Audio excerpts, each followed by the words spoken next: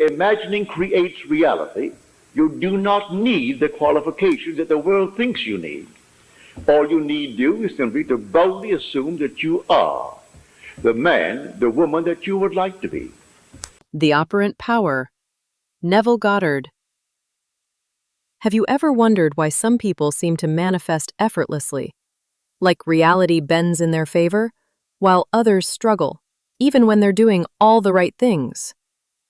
Neville Goddard, a pioneer of metaphysical thought, offered a radical answer. You are the operant power. You're not at the mercy of fate, luck, or external circumstances. Your consciousness, your assumptions, self-talk, imagination, is the creative force shaping your entire world. This isn't about wishful thinking.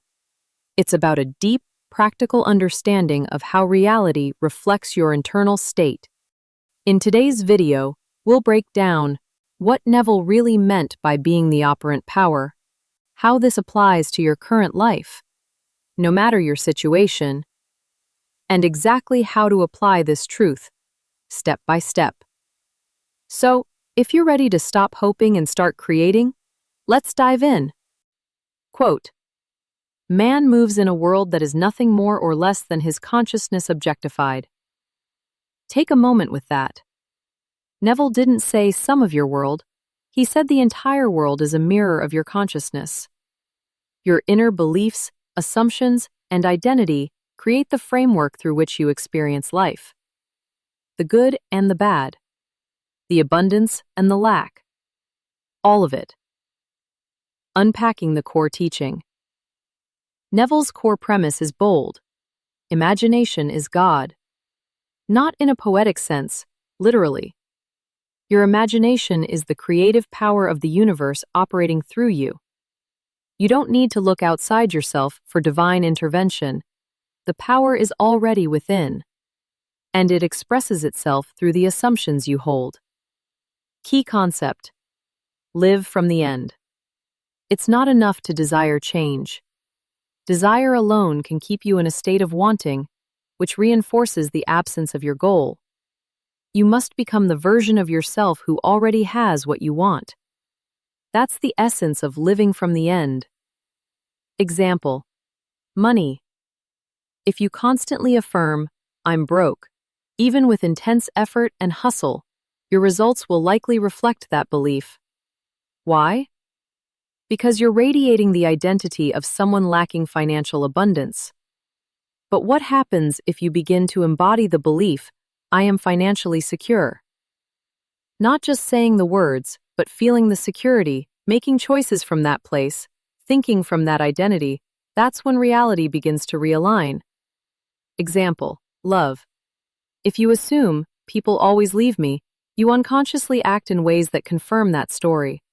But if you shift to, "I am deeply loved and consistently chosen," your energy changes. Your boundaries, expectations, and reactions shift, and your reality begins to echo that new story. This is not magic. It's not about controlling others. It's about taking responsibility for the only thing you truly have control over: your own state of being. When you shift your state, the outer world, which Neville called the shadow world, adjusts itself accordingly. Let's bring this down to earth with more grounded examples. Career.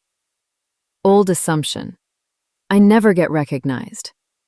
New assumption: my contributions are seen and valued. This influences how you carry yourself, how you speak, how others respond. Relationships. Old assumption: I always attract emotionally unavailable partners. New assumption: I am magnetic to healthy, open love. Your new energy repels misalignment and draws in resonance. Health. Old assumption: I'm always tired and in pain. New assumption: my body is strong, resilient, and healing every day. You begin to make choices that reflect that reality. Even if these assumptions feel fake at first, stick with them. the outer world doesn't instantly rearrange itself. It unfolds through what Neville called a bridge of incidents, a chain of subtle events leading you to the result. Daily practice. Now let's talk how. How do you actually do this? Here are 5 daily practices rooted in Neville's teachings. 1 state, akin to sleep. Before you drift off to sleep, you're in a twilight state. Your conscious mind relaxes and your subconscious becomes more impressionable.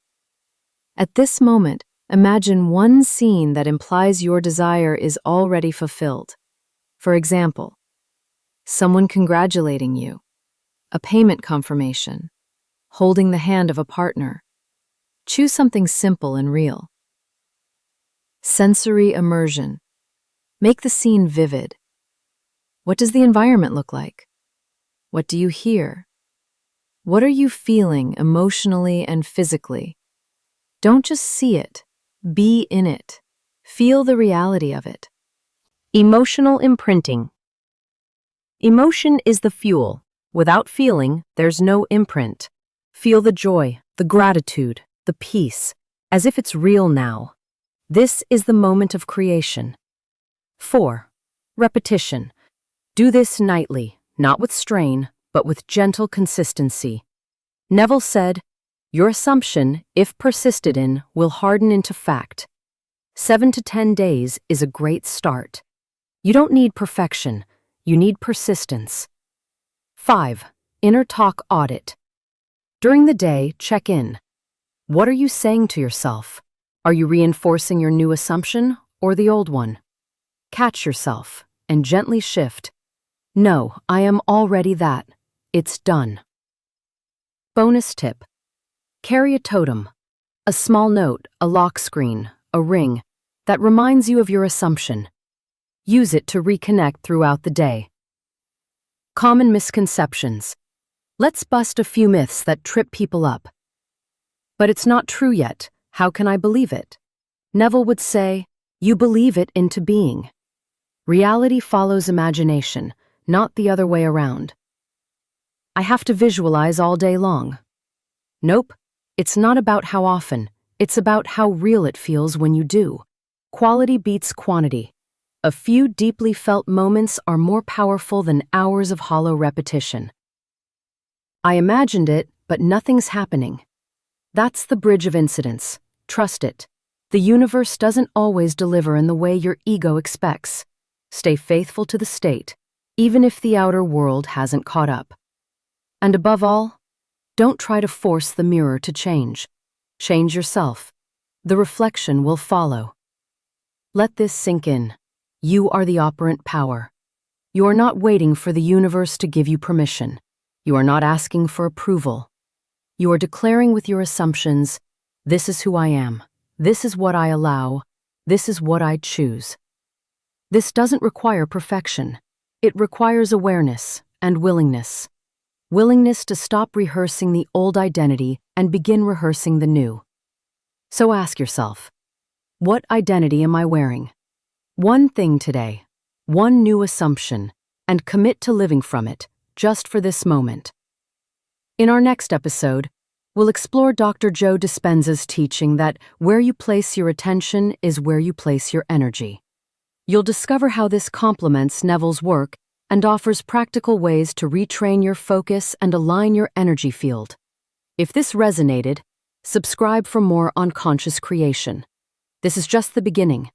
The power is and always has been within you.